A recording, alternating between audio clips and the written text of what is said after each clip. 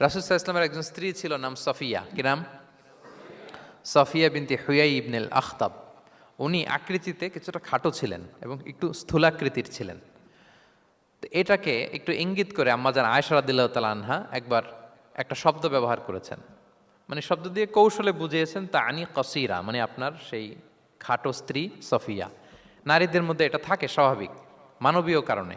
একাধিক স্ত্রী হলে মানবীয় কারণে একটু জেলাসি বা একটু কিছু বিষয় থাকে, এটা থেকে মানুষ বেরোতে পারে না, এবং সেটা নবীদের স্ত্রীরাও সেটা থেকে বেরোয়া সম্ভব ছিল না।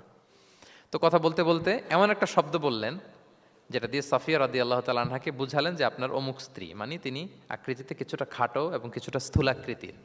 এই শব্দটা রাসূল ইসলাম পছন্দ করলেন না। বললেন, আয়েশা এটা তুমি কি বললে?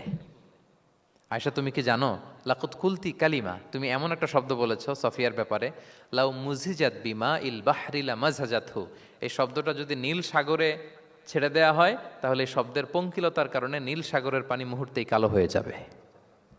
আর এরকম শব্দ যেন আমি না শুনি। আম্মাজান আয়েশা রাদিয়াল্লাহু তাআলা আনহা সচেতন হয়ে গেলেন, আর কখনো এরকম বলেননি।